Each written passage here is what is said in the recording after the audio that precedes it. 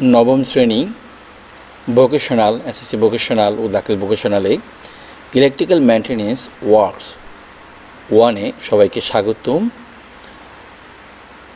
তো আজকে আমরা শুরু করতে যাচ্ছি ইলেকট্রিক্যাল মেইনটেনেন্স ওয়ার্কস 1-এর যে প্রথম অধ্যায়ের আমরা দেখব ইলেকট্রিক্যাল মেইনটেনেন্স কাজে নিরাপত্তা অনুশীলন করা। এটি খুবই গুরুত্বপূর্ণ। এই কাজগুলো এমনি ঝুঁকিপূর্ণ, যদি খুব ভালোভাবে যদি আমরা খেয়াল না করি তাহলে ঝুঁকিপূর্ণ, আর বুঝলে কিন্তু এবং সতর্ক থাকলে তো কোনো অসুবিধা নাই। এবং এই কাজের অনেকগুলো জব ফ্যাসিলিটি কিন্তু দেশ এবং বিদেশের বাজারে কিন্তু আছে।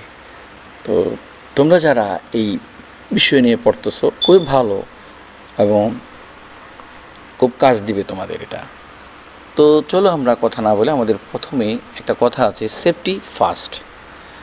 যে কোনো কাজে প্রথমত এই যে সেফটি মেনটেন করতে হবে আগে। Safety practice in electrical maintenance work, electrical যাবতীয় ত্রুটি আমরা যদি মেনটেন করতে যাই সেটা সম্পর্কে আমাদেরকে নিরাপত্তা বিষয়ে সতর্ক থাকতে হবে। যে প্রিভেনশন ইজ বেটার দেন কিউর, উপদেশ অপেক্ষা দৃষ্টান্ত ভালো। তার মানে আগে ভাগে আমরা তার প্রস্তুতিটা আমরা নিতে হবে। এই পাঠ শেষে কী কী জানবে? পেশাগত স্বাস্থ্য ও নিরাপত্তা নীতিমালা এবং নিরাপদ পদ্ধতিগুলো চিহ্নিত করতে পারবে। ব্যক্তিগত সুরক্ষামূলক সরঞ্জাম পিপি পরিধান অনুসরণ করতে পারবে। প্রাথমিক চিকিৎসা প্রয়োগ অনুসরণ করতে পারবে। অগ্নি নির্বাপন যন্ত্র ব্যবহার করে আগুন নেভাতে পারবে। ধোঁয়া হতে ওয়ার্কশপের শিক্ষার্থীরা নিরাপদ স্থানে আশ্রয় গ্রহণ করতে পারবে। এ বিষয়ে কিন্তু অনেক প্রামাণ্য ভিডিও চিত্র আছে। তো আমি যেটা বলবো, কিছু নিয়ম নীতি তোমরা শিখে নিবা। এটা শিখে নিলে এবং যদি জানো, কাজের ক্ষেত্রে কোনো অসুবিধা হবে না। তা আমরা দেখি পেশাগত স্বাস্থ্য নিরাপত্তা, তা অকুপেশনাল হেলথ অ্যান্ড সেফটি যেই মূলনীতিগুলো সেটা একটু দেখো। পেশাগত স্বাস্থ্য নিরাপত্তা OHS সুবিধা প্রত্যেক মানুষের বৈধ এবং আইনগত অধিকার। এ বিষয়ে বাংলাদেশের শ্রম আইন 2006 একটি গুরুত্বপূর্ণ মাইলফলক। এই আইনে গুরুত্বপূর্ণ নির্দেশনা হলো কর্মীদের জন্য একটি নিরাপদ এবং স্বাস্থ্যকর কর্মপরিবেশ প্রদান এবং কর্মক্ষেত্রে সর্বোচ্চ পেশাগত স্বাস্থ্য এবং নিরাপদ পরিবেশ অনুশীলন করা। এটা খুবই গুরুত্বপূর্ণ বলা হয়েছে।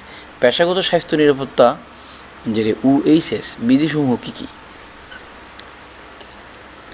বিদ্যুৎ সংশ্লিষ্ট কর্মক্ষেত্রে স্বাস্থ্যসেবা এবং নিরাপত্তা বিষয়ক বিধিগুলো দেওয়া হলো। একটা হচ্ছে সচল বৈদ্যুতিক সরবরাহ লাইন স্পর্শ করা যাবে না। তো বৈদ্যুতিক ডিভাইস সংযোগ বা মেরামত করতে সার্কিটের পাওয়ার সোর্স থেকে বিচ্ছিন্ন করে নিতে হবে। তোমরা এটা খুবই খেয়াল করবা। তারপর 4 নম্বর হচ্ছে বৈদ্যুতিক ডিভাইস নিয়ে কাজ করার সময় ব্যবহৃত টুলস ও যন্ত্রপাতির হাতল বিদ্যুৎ নিরোধক পদার্থ আবরণ করতে হবে। মানে কি, ওই যে ইনসুলেশন আছে কি না বা ট্যাপ মোড়া নিতে হবে, তাহলে সুবিধা। কোনো জায়গায় লিকেজ যদি হয় ফ্লাশের মাধ্যমে, তাহলে কিন্তু দুর্ঘটনা হতে পারে। টেস্টার ব্যবহার করতে হবে, দেখতে হবে।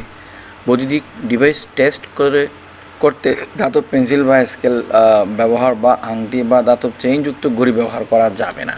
হাতের মধ্যে কোনো মেটাল জাতীয় কিছু রাখা যাবে না, একমাত্র টেস্টার রাখা যাবে। লাইনে যুক্ত কোনো ডিভাইসে কাজ করার সময় হাত অবশ্যই শুকনা থাকতে হবে। লাইনযুক্ত কোনো ডিভাইসে কাজ করার সময় আর কি, এই হাত শুষ্ক থাকবে। অপরিবাহী গ্লাভস, সেফটি শু এবং নিরাপত্তা পোশাক পরিধান করতে হবে। এটা খুবই ইম্পর্ট্যান্ট।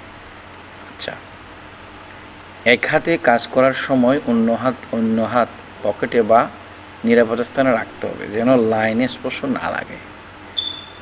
এর ফলে দুর্ঘটনা থেকে রক্ষা পাওয়া যাবে। তো অধিক ঠান্ডা কক্ষের ক্ষেত্রে ইলেকট্রিক্যাল ডিভাইস দেওয়ালে স্থাপন করতে হবে। মানে হিমায়িত, যেখানে এসি চলে বাসি হিমায়িত বেশি, ওই ঠান্ডা ক্ষেত্রে এখানে ওই দেওয়ালের সাথে ইলেকট্রিক্যাল ডিভাইস স্থাপন করতে হবে। তারপর হচ্ছে যন্ত্রপাতির উপর পানি বা কেমিক্যাল থাকলে বিদ্যুৎ সংযোগ বিচ্ছিন্ন করে কাজ করতে হবে। তবে সবসময় বিদ্যুৎ সংযোগ বিচ্ছিন্ন করে কাজ করাই ভালো। তো 10, যদি কেউ কাজের সময় বিদ্যুতায়িত হয় তখন ওই ব্যক্তির ডিভাইস ও পরিবাহী তারকে ধরা যাবে না। কেউ যদি বিদ্যুৎস্পৃষ্ট হয় তাহলে ওই ব্যক্তিকে এবং তার এগুলো ধরা যাবে না। উত্তেজিত না হয়ে শান্তভাবে সার্কিট ব্রেকার বা বৈদ্যুতিক সরবরাহ বিচ্ছিন্ন করতে হবে। 11, যন্ত্রপাতি স্পর্শ থেকে যদি কোনো প্রকার চিনজিন অনুভূত হয় বা শিহরণ হয় সাথে সাথে বিদ্যুৎ সরবরাহ বিচ্ছিন্ন করে মেরামতের জন্য রিপোর্ট করতে হবে। এটা খুবই ইম্পর্ট্যান্ট, নোট রাখতে হবে। 12, ত্রুটিযুক্ত সার্কিটে মুখোশের ভিত্তিতে নির্ভর না করে অন্য কোনো ফিউজ বা ব্রেকার সন্নিবেশ করে ত্রুটি সংশোধন করার চেষ্টা করা যাবে না। সার্কিটটি সম্পূর্ণ অফ করে ত্রুটি চিহ্নিত করতে হবে। তারপর হচ্ছে বিধি 14, নির্দেশ ব্যতীত অন্য ব্যক্তির সরঞ্জাম বা বৈদ্যুতিক নিয়ন্ত্রণ ডিভাইসগুলোতে স্পর্শ করা যাবে না। অতি আত্মবিশ্বাস বা ভাগ্যের উপর নির্ভরশীল বিপদের কারণ হতে পারে। বৈদ্যুতিক সরঞ্জামপাতি সঠিকভাবে পরিবাহী তার দ্বারা সংযুক্ত করতে হবে, যেন দুর্ঘটনাক্রম হলেও একটি ডিভাইস বা পরিবাহী তার অন্যটির সাথে যুক্ত হয়ে বৈদ্যুতিক শক সার্কিট সৃষ্টি করতে না পারে। 16, বৈদ্যুতিক সরঞ্জামাদি ব্যবহারের পূর্বে অবশ্যই খেয়াল রাখতে হবে যেন হাত, পা, দেহ, পা বা মেঝে ভেজা না থাকে। ভেজা মেঝেতে দাঁড়িয়ে কাজ করার সময় অবশ্যই রাবারের জুতো এবং হ্যান্ড গ্লাভস পরতে হবে। বৈদ্যুতিক সরঞ্জামের নিকট অত্যন্ত দাহ্য পদার্থ বা জ্বলনযোগ্য তরল সংরক্ষণ করা যাবে না।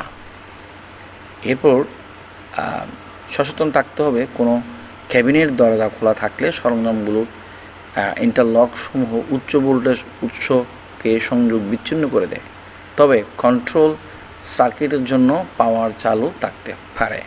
1, তারপর হচ্ছে উন্মুক্ত পরীক্ষামূলক সার্কিট এবং সরঞ্জাম অপরিবর্তিত রেখে সার্কিট নিষ্ক্রিয় করতে হবে। 20, বৈদ্যুতিক সরঞ্জামের কাছে ঢিলা পোশাক বা গলাবন্ধনী পরিধান করে যাওয়া যাবে না। আচ্ছা, এই গেল। তারপর পেশাগত স্বাস্থ্য ও নিরাপত্তা নীতিমালার প্রয়োজনীয়তা কী? ওএইচএস নীতিমালা ও পদ্ধতির মাধ্যমে শিক্ষক, শিক্ষার্থী, শ্রমিক, কর্মচারী, শিল্প কারখানা, ব্যবসা বাণিজ্য, পরিবেশ সহ সকলে উপকৃত হয়। সুতরাং সর্বক্ষেত্রে ওএইচএস পলিসি ও পদ্ধতি অনুসরণ করলে পরিবেশ ভালো থাকবে, শিক্ষার মান উন্নত হবে, শিল্প কারখানার পরিবেশ উন্নয়ন সহ উৎপাদন বৃদ্ধি পাবে এবং দুর্ঘটনার হাত থেকে কর্মীবৃন্দ রক্ষা পাবে। ফলে দেশের উন্নয়ন অগ্রযাত্রা আরও গতিশীল হবে। এবার আসি আমাদের চার্টার অফ ডিউটিফুল বা ডিউটি সম্পর্কে ধারণা। কর্মঘণ্টা, বেতন, ছুটির দিন ও শ্রমিকের পারিশ্রমিক প্রদান পদ্ধতি সম্পর্কে ধারণা থাকতে হবে। ক্ষতিপূরণ প্রদান ব্যবস্থা সম্পর্কে ধারণা থাকতে হবে। প্রফেশনাল ট্রেনিং ও পদোন্নতির ব্যবস্থা থাকতে হবে। সামাজিক ও পারিবারিক কল্যাণ নিরাপত্তার ব্যবস্থা থাকতে হবে। কর্মী প্রতিনিধি অধিকার থাকতে হবে। আইনগত সুরক্ষা থাকতে হবে। এরপর হচ্ছে বেতন ভাতা এবং আউটসোর্সিং। সরকারি ও বেসরকারি চাকরিতে জবাবদিহিতা এবং স্বচ্ছতা নিশ্চিত করা এবং মধ্যস্বত্বভোগীদের দৌরাত্ম্য হ্রাসের জন্য বেতন ভাতা গ্রহণের ক্ষেত্রে শ্রম আইন ও আউটসোর্সিং প্রক্রিয়া সেবা গ্রহণ নীতিমালা 2018 প্রণয়ন করা হয়। এ সম্পর্কে প্রাথমিক ধারণা যেমন সরকারি, আধা সরকারি, স্বায়ত্তশাসিত এমনকি বেসরকারি ব্যক্তি মালিকানাধীন প্রতিষ্ঠানগুলোকে চাকরি স্থায়ী নিয়োগের পরিবর্তিতে অস্থায়ী চুক্তিভিত্তিক নিয়োগ দিন দিন সম্প্রসারিত করছে। তথ্য যোগাযোগ প্রযুক্তির উন্নয়ন ক্ষেত্রে গুরুত্বপূর্ণ ভূমিকা পালন করছে। আউটসোর্সিং তথা ফ্রিল্যান্সিং শব্দের মূল অর্থ মুক্ত ভাষা, অর্থাৎ স্থায়ীভাবে কোনো প্রতিষ্ঠানের সাথে যুক্ত না হয়ে মুক্তভাবে আয় করার পেশা। তো আজকাল বিভিন্ন প্রতিষ্ঠান ইন্টারনেট ব্যবস্থার মাধ্যমে বিভিন্ন সংস্থা বা ব্যক্তি দিয়ে প্রয়োজনীয় অনেক কাজ করিয়ে নেয়। নিজ প্রতিষ্ঠানের বাইরে অন্য কাউকে দিয়ে কাজ করানোকেই আউটসোর্সিং বলা হয়। যথাযথ কর্তৃপক্ষের অনুমোদিত পদের বিপরীতে আউটসোর্সিং নীতিমালা অনুসরণ করে তৃতীয় ও চতুর্থ শ্রেণীর লোক নিয়োগের ক্ষেত্রে স্থায়ী নিয়োগ দেওয়া যাবে না। সংস্থাপন ও অর্থ মন্ত্রণালয়ের সম্মতি থাকতে হবে। দৈনিক, মাসিক, বাৎসরিক ভিত্তিতে নিয়োগ দেওয়া যাবে। বয়স 18 থেকে 60 বছরের মধ্যে এবং শিক্ষাগত যোগ্যতা কমপক্ষে 8ম শ্রেণী, তারপর 4র্থ শ্রেণী পাস হতে হবে। গাড়ি চালক পদ 3য় শ্রেণী এবং শিক্ষাগত যোগ্যতা হতে হবে এসএসসি পাস। গাড়ি চালক নিয়োগের জন্য নিয়োগকারী কর্তৃক অন্যান্য যোগ্যতা নির্ধারণ করবে, কিন্তু 3য় শ্রেণীর ক্ষেত্রে প্রযোজ্য নিয়ম ব্যত্যয় ঘটবে না। 25টির জন্য প্রণীত সরকার আদেশ, জিইউএস যোগ্যতা, বয়স, শারীরিক মানসিক স্বাস্থ্য বর্ণনা ইত্যাদির সুস্পষ্ট উল্লেখ থাকতে হবে। এগুলো হচ্ছে নীতিমালা বা এই, কিন্তু এখান থেকে বেশ কিছু তোমাদের হয়তো প্রশ্ন আসতে পারে বা সেইগুলো তোমাদের হয়তো এই জন্য হয়তো পড়া আর কি। তো আমরা একটু দেখে নিব রেজিস্ট্রার মাপিক কর্ম। আমরা একটু দেখি কর্মক্ষেত্রে রেজিস্ট্রার মাপিক কর্মের বিষয়ে প্রাথমিক ধারণা থাকা প্রয়োজন যে ওয়ার্কশপে যে কোনো ব্যবহারিক কাজে প্রতিটি বিষয় লিপিবদ্ধ করার জন্য রেজিস্ট্রার ব্যবহার করতে হবে। নির্দিষ্ট নির্দেশনা মেনে নিজ দায়িত্ব ও কর্তব্য বাস্তবায়ন করতে হবে। আমরা একটু দেখি রেজিস্ট্রারসমূহের যে তালিকা। ঝুঁকি বা হ্যাজার্ড রেজিস্ট্রার, পরিস্থিতি ইন্ট্রোডাকশন রেজিস্ট্রার, স্লিপ, তারপর ট্রিপ ও ফলস রেজিস্ট্রার, ম্যানুয়াল রেজিস্ট্রার, জরুরি অবস্থায় রেজিস্ট্রার, তারপর স্টাফ পুল বক্স রেজিস্ট্রার, ঝুঁকি মূল্যায়ন রেজিস্ট্রার, দক্ষতা মূল্যায়ন রেজিস্ট্রার, স্বাস্থ্য নিরাপত্তা রেজিস্ট্রার। রেজিস্ট্রার যে খাতা এগুলো মানে রেজিস্টার যে মেনটেন করতে হবে খুবই হ্যাজার্ড, এই যে মানে ঝুঁকিপূর্ণ যে বিষয়গুলো সেগুলো একটা চিহ্নিত করতে হবে।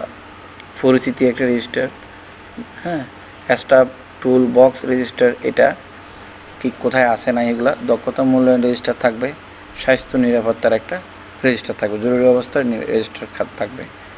আচ্ছা, এই বিষয়গুলো তোমরা দেখবে যদি রেজিস্টার মাফিক কর্ম কী কী। বেসিক সেলফ এবং সিকিউরিটি, যে কোনো কাজ সঠিকভাবে দক্ষতার সাথে বাস্তবায়ন করতে হলে ওই কাজ সম্পর্কে সঠিক ধারণা থাকা বাঞ্ছনীয়, খুবই ইম্পর্ট্যান্ট। বেসিক সেফটি ট্রেনিং, সতর্ক থাকা এবং বেঁচে থাকা, সঠিক পোশাক পরা, পোশাক সঠিক মাপের হওয়া, সঠিক সরঞ্জাম ব্যবহার করা, যন্ত্রপাতি ও সরঞ্জামের সঠিক ব্যবহার জানা। এরপর হচ্ছে বেসিক ফায়ার বা অগ্নিনির্বাপক যন্ত্রের ট্রেনিং। এই ট্রেনিংটা যদি থাকে তাহলে তোমরা যে অগ্নি নির্বাপক করতে পারবে। এটা কি দিয়ে করা হয় এটা তো আছে, এবং যেখানে ফায়ার এক্সটিংগুইশিং যে আছে অগ্নি নির্বাপক গ্যাস, যে কার্বন মনোক্সাইড যেটা লাল সিলিন্ডারে থাকে, তো আমি একটু দেখাচ্ছি তোমাদেরকে।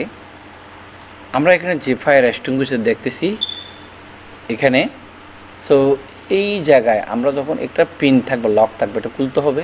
খুলে নিয়ে এখানে তখন চাপ দিব আর এটা ধরতে হবে, এইভাবে হাতল দিয়ে ধরে যেখানে অগ্নিকাণ্ড সেই জায়গায় কী করতে হবে, স্প্রে করতে হবে, ঠিক আছে। এখানে তবে এখানে বিষয় আছে যে কারেন্ট থেকে শর্ট সার্কিট হলে আগুন ধরলে এক রকম করতে হবে, আর এমনি নর্মালি কোনো জায়গা থেকে আগুন কাপড় এগুলোতে হলে সেটা আরেক রকমের করতে হবে। বিষয় অনেক নির্ভর করে। তো এই লকটা খুলে এটা চাপ দিলেই এটা দিয়েই ধোঁয়াগুলো নির্গত হবে, নিয়ে তারপর আগুনগুলো নিভে যাবে, ঠিক আছে। এটা হচ্ছে ফায়ার এক্সটিংগুইশার। এই ফায়ার এক্সটিংগুইশার CO2। এই বিষয়ে আমাদেরকে আরও জানতে হবে, খুবই ইম্পর্ট্যান্ট, যে হ্যাজার্ড কমিউনিকেশন, যেটা যে সমস্ত কারণে কারখানা যন্ত্রপাতি মানব সম্পদ অবকাঠামোর ক্ষতি হতে পারে তাকে হ্যাজার্ড বা বিপদ বলে। যেমন ইলেকট্রিক শক, তারপর আর্ক রেডিয়েশন, বায়ু দূষণ, বিষাক্ত গ্যাস, আগুন, সংকুচিত গ্যাস। হ্যাজার্ড কমিউনিকেশন হলো কর্মক্ষেত্রে রাসায়নিক ঝুঁকি চিহ্নিত করা এবং নিরাপদ ও স্বাস্থ্যকর কাজের পরিবেশ চিহ্নিত করার জন্য এই বিপদগুলো দূর করা। হ্যাজার্ড কমিউনিকেশন স্ট্যান্ডার্ডের 5টি উপাদান রয়েছে। এগুলো হলো কেমিক্যাল ইনভেন্টরি, লিখিত প্রোগ্রাম, লেবেল উপাদান, সুরক্ষা, ডেটাশিট এবং প্রশিক্ষণ। হ্যাজার্ড কমিউনিকেশন প্রোগ্রামের উদ্দেশ্যে কর্মীদের কর্মস্থলে রাসায়নিক পদার্থের সাথে সম্পর্কিত বিপদ সম্পর্কে জানানো এবং বিপদজনক রাসায়নিকের নিরাপদ ব্যবহার নিষেধ করা। হ্যাজার্ড কমিউনিকেশন প্রোগ্রামে রাসায়নিক উপাদান কোনগুলো তা সুস্পষ্টভাবে নির্দেশিত থাকা। যেহেতু এর উদ্দেশ্য পরিবেশ ও জীবের সুরক্ষা নিশ্চিত করা, তাই এগুলি সুনির্দেশিত থাকা দরকার। তো আমরা একটু দেখি যে জৈবিক যেই ইয়াগুলো সেটা হচ্ছে ব্যাকটেরিয়া, ভাইরাস, পোকামাকড়, গাছপালা, পাখি, মানুষ এবং অন্যান্য প্রাণী।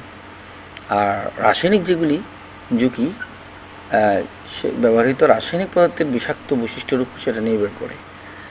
তারপর এর্গোনমিক যেগুলো পুনরাবৃত্তি, গতিবিধি, ওয়ার্ক স্টেশনের অনুপযুক্ত সেট আপ, এগুলো আর কি। ঝুঁকি কী কী থাকবে? অনাকাঙ্ক্ষিত অনেক ঝুঁকি থাকে ওয়ার্কশপের মধ্যে। তো ইলেকট্রিক শক, আর্ক রেডিয়েশন, খুব ইম্পর্ট্যান্ট, বায়ু দূষণ, আগুন, সংকুচিত গ্যাস। তো ওয়ার্কশপের মধ্যে অবশ্যই এটা খেয়াল করতে, এটা টোটাল সাবজেক্টটা হচ্ছে ওয়ার্কশপ। যেটা ওয়ার্কশপ ছাড়া তো কেউ পারফেক্টলি কোনো কাজে দক্ষ হতে পারবে না। সুতরাং এটা খুবই গুরুত্বপূর্ণ বিষয় এবং এটা প্রত্যেককে অনেকে অবহেলা করে। প্রত্যেকে এই ওয়ার্কশপ সম্পর্কে ধারণা নিতে হবে। ওয়ার্কশপে কাজ করতে গেলে এই আজকে যে আমি যে কথাগুলো দেখাচ্ছি এবং বলতেছি এগুলো তাকে মেনে চলতে হবে, না হলে সে কোনোভাবে কাজ করলে ঝুঁকিটা থেকে যাবে এবং দুর্ঘটনার সামিল হবে। ঝুঁকির ধরন কী কী? বৈদ্যুতিক ঝুঁকি, রাসায়নিক ঝুঁকি, যান্ত্রিক ঝুঁকি, জৈবিক ঝুঁকি, অগ্নি ঝুঁকি, মনোসামাজিক ঝুঁকি, ভৌত শারীরিক ঝুঁকি, মানসিক ঝুঁকি। এই ঝুঁকিগুলো সম্পর্কে ধারণা নিতে হবে। এখন কথা হচ্ছে বৈদ্যুতিক ঝুঁকিগুলো কী? একজন ব্যক্তি তখন বৈদ্যুতিক শক খেতে পারেন যখন তিনি মাটিতে দাঁড়িয়ে আছেন, তার শরীর বা হাতের একটি অংশ বৈদ্যুতিক সংযোগ থাকা একটি তারের স্পর্শ আসে, দুর্বল তাপ নিরোধক, ত্রুটিপূর্ণ আর্থিংযুক্ত কোনো বৈদ্যুতিক যন্ত্র বা গৃহস্থলীয় পণ্যের ধাতব ফ্রেম স্পর্শ করেন, পর্যাপ্ত সুরক্ষা ছাড়া বৈদ্যুতিক শকে আহত কাউকে স্পর্শ করবেন না। ঝুঁকি নিয়ন্ত্রণের কিছু পরামর্শ কী কী থাকবে? বৈদ্যুতিক সংযোগ থাকা, তার থেকে সতর্ক থাকা, বৈদ্যুতিক কাজ করার আগে বিদ্যুৎ সরবরাহ সম্পূর্ণরূপে বিচ্ছিন্ন করা, বৈদ্যুতিক সিস্টেম কাজ করার সময় রাবারের মোজা, জুতা, গাউন, নিরাপত্তামূলক হেলমেট প্রভৃতি পরা, কাজের জন্য যথাযথ স্বাস্থ্য সরঞ্জাম ব্যবহার করা, কোনো ত্রুটিপূর্ণ উপকরণ নিয়ে কাজ করার পূর্বে সেগুলো মেরামত করা বা ফেলে দেওয়া। আচ্ছা, যান্ত্রিক ঝুঁকি যেটা পরিচালনার ক্ষেত্রে, যান্ত্রিক শক্তি ট্রান্সমিশনের ক্ষেত্রে, যন্ত্রপাতি ঘূর্ণন এলাকার ক্ষেত্রে। অগ্নিঝুঁকি হয় কাঠ, কাগজ, কাপড়, আবর্জনা এগুলো থেকে, পেট্রোল, তেল, পেইন্ট ও অন্যান্য দাহ্য বৈদ্যুতিক সরঞ্জাম শর্ট সার্কিট থেকে, বা রন্ধন সরঞ্জাম, বৈদ্যুতিক তেল এগুলো থেকে, ধূমপান থেকে। ঠিক আছে? তো এইখানে প্রয়োজনীয় সতর্কতামূলক গ্রহণের ক্ষেত্রে আমরা কী কী থাকতে পারে সেটা হচ্ছে নির্বাহক যন্ত্র হচ্ছে স্যান্ড বাকার মানে বালু মারার জন্য, তারপর হচ্ছে ওয়াটার বাকার পানি মারার জন্য, ফায়ার এক্সটিংগুইশার যেটা দিয়ে আমরা কার্বন ডাইঅক্সাইড যে স্প্রে করা হয় আগুন নিবানোর জন্য সেটা, ফায়ার ব্ল্যাঙ্কেট মানে কম্বল, যেটা আগুন নিবানোর যে কম্বল সেটা। তো ভৌত শারীরিক ঝুঁকি কী? বিভিন্ন ধরনের উপাদান যেমন যন্ত্রপাতি, মেশিন, বিদ্যুৎ, অত্যাধিক তাপ বা ঠান্ডা, আর্দ্রতা, বেশি শব্দ, কম্পন, কাজে ব্যবহৃত স্থান ভৌতিক বিপদের কারণ হতে পারে। এই যে এখানে। তারপর হচ্ছে রাসায়নিক ঝুঁকি, কাঁচামাল, উৎপাদিত পণ্য, বিক্রিয়কারী পদার্থ ইত্যাদি কখনো কখনো ভয়াবহ অবস্থার সৃষ্টি করে। তবু যখন ইন্ডাস্ট্রিতে জব করবা অ্যাজ এ টেকনিশিয়ান বা মেনটেন্যান্স, সেখানে অনেক কিন্তু রাসায়নিক ঝুঁকি থাকতে পারে।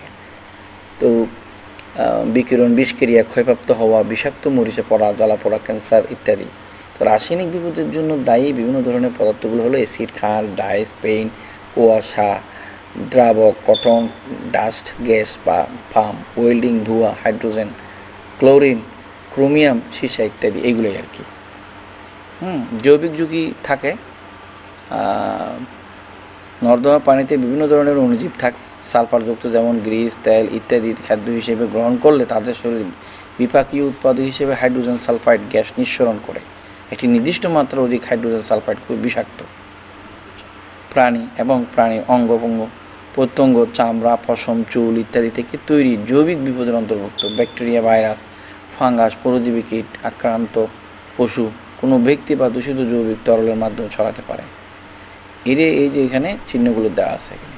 মনসামাজিক ঝুঁকি আমরা যদি দেখি হলো কর্মক্ষেত্রে কাজ সম্পর্কিত অথবা কাজের অবস্থানগত বিষয় বা যা কর্মীদের মানসিক চাপ সৃষ্টি করে, এর ফলে মনসামাজিক বিপদ সৃষ্টি করে, যেমন মানসিক বিষাদ, কাজের প্রতি একঘেয়েমি বা অস্বস্তি এবং জ্বালাপোড়া করা।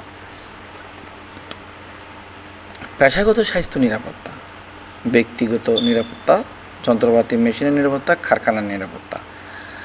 তো এখানে আরও অনেক যন্ত্রপাতি মেশিনের যে নিরাপত্তা আমরা কীভাবে নিব, খুবই ইম্পর্ট্যান্ট সেটা। কারণ অবশ্যই যিনি নিয়োগকর্তা বা যিনি সুপারভাইজার থাকবেন, HR থাকবেন, তারা অবশ্যই দেখবে যে তুমি যন্ত্রপাতির কতটুকু মেরামত বা নিরাপত্তা দিতে পারতেছো, খেয়াল রাখবে। সঠিক নিয়মে মেশিন চালু করতে শিখতে হবে। কাজ শেষে মেশিন সঠিকভাবে বন্ধ করতে হবে। কাজের জায়গা পরিষ্কার রাখা, কোনো প্রকার গোলযোগ দেখা দিলে সাথে সাথে মেশিন বন্ধ করা এবং দ্রুত মেরামতের ব্যবস্থা করা। বৈদ্যুতিক সংযোগসমূহ মাঝে মাঝে পরীক্ষা করা খুব ইম্পর্ট্যান্ট। এই জিনিসগুলো তোমরা খেয়াল রাখবা। কারখানা নিরাপত্তা, প্রয়োজনীয় প্রোটেক্টিভ ডিভাইস সহ সকল বৈদ্যুতিক সংযোগ ইনসুলেটেড রাখা। দাহ্য পদার্থের পাশে ওয়েল্ডিং বা গ্রাইন্ডিং না করা। আগুন নিবানোর উপকরণ যথা ফানি, বালি, অগ্নিনির্বাপক যন্ত্রের ব্যবস্থা রাখা। দৈবক্রমে আগুন লাগলে দ্রুত ফায়ার স্টেশনে খবর দেওয়া। আচ্ছা, যাই হোক, আমরা ঝুঁকি মূল্যায়নের 5টি ধাপ আছে। বিপদ চিহ্নিত করা, কে এবং কীভাবে ক্ষতিগ্রস্ত হচ্ছেন তা নির্ধারণ করা, ঝুঁকিসমূহ মূল্যায়ন করা এবং নিয়ন্ত্রণ ব্যবস্থা সম্পর্কে সিদ্ধান্ত নেওয়া, ফলাফল রেকর্ড করা, ঝুঁকি মূল্যায়ন পর্যালোচনা করা, সুরক্ষা লক্ষণ এবং প্রতীক।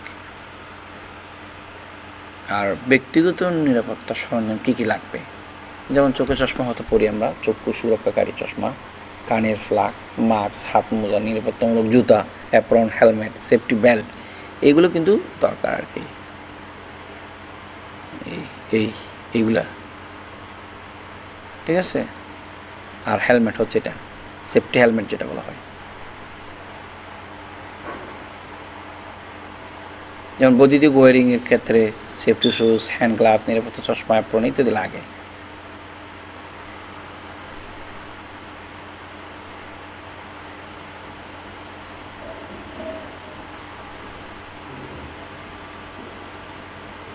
তো দুর্ঘটনা মানে অ্যাক্সিডেন্ট, যেটা বৈদ্যুতিক কাজে নিরাপত্তার বিষয়টি সবচেয়ে বেশি গ্রহণযোগ্য এবং গুরুত্বপূর্ণ, কারণ সেফটি ফার্স্ট, এটা খুবই ইম্পর্ট্যান্ট।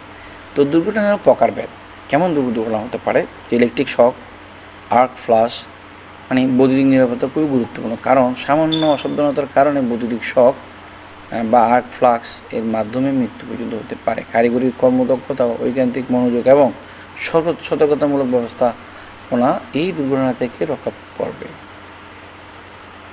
আর্ক ফ্লাশ হলে কী কী হতে পারে, হৃদযন্ত্রের ক্রিয়া বন্ধ হতে পারে, শরীরে কারেন্ট প্রবাহের ফলে মাংসপেশি, নার্ভ টিস্যু ধ্বংস হতে পারে, বৈদ্যুতিক সুচ সংস্পর্শে শরীর এবং অংশ তাপের কারণে ক্ষতিগ্রস্ত হতে পারে, বৈদ্যুতিক শকের কারণে পরে গিয়ে আঘাতপ্রাপ্ত হতে পারে, আর্কের কারণে উচ্চ তাপমাত্রায় শরীরের কোনো অংশ পুড়ে যেতে পারে, আর্কের কারণে আলট্রাভায়োলেট রশ্মিতে চোখের দৃষ্টি হারাতে পারে, আর্কের কারণে শ্রবণ শক্তি হারাতে পারে।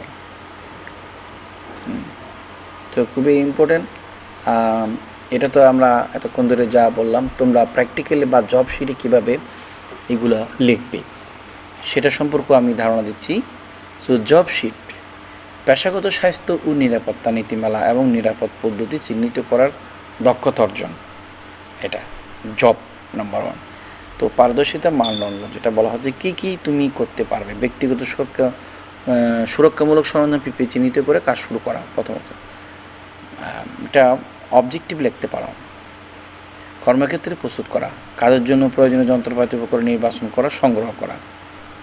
তারপর ব্যক্তিগত নিরাপত্তা সরঞ্জামপত্র, একটা মানে খাতা নিতে পারো, খাতার মধ্যে এগুলো লিখবা যে এক্সপেরিমেন্ট নেম, তারপর হচ্ছে অবজেক্টিভ কী, উদ্দেশ্যটি কী, এটা পারদর্শিতা মানদণ্ড, এটা অবজেক্টিভ বলা হয় এটাকে, অবজেক্টিভ। তারপর যে বিষয় হচ্ছে কি, এখানে সব প্রয়োজনীয় যে সরঞ্জামপাতি, যন্ত্রপাতি লাগবে, ইকুইপমেন্ট বা যন্ত্রপাতি। তারপর কাজের ধাপ যেটা, এটা লিখবে। তারপর সতর্কতা, অর্জিত দক্ষতা, এইভাবে বা মন্তব্য এখানে বা উপসংহার তোমরা এখানে লিখবা। তারপর দ্বিতীয় নম্বর জব সেম, এটা হচ্ছে অবজেক্টিভ, ঠিক আছে। হ্যাঁ, তারপর সরঞ্জামপাতি, যেটা কাজের ধাপ, সতর্কতা অবশ্যই, এবং উপসংহার। এইভাবে তোমরা এই বিষয়গুলো সাধারণত জব শিটে তোমরা সুন্দরভাবে লিখবে। বিষয়গুলো সুন্দরভাবে এখানে দেওয়া আছে, তো খাতা নিয়ে তোমরা চাইলে এখানে লিখতে পারো। তাহলে কী কী লাগবে আমাদের প্রয়োজনে? এক্সপেরিমেন্ট নেম, তারপর হচ্ছে যে অবজেক্টিভস, ইম্পর্ট্যান্ট ইকুইপমেন্টস বা প্রয়োজনীয় যন্ত্রপাতি সেটা, তারপর কার্যপ্রণালী বা কাজের ধাপ, তারপর হচ্ছে এই আমাদের এই সতর্কতা অবশ্যই লাগবে, তারপর হচ্ছে উপসংহার, আমরা কি কি করলাম, কি দক্ষতা অর্জন করলাম বা কি সেগুলো আউটপুট, যেটা এটা উপসংহারে লিখতে পারো এখানে।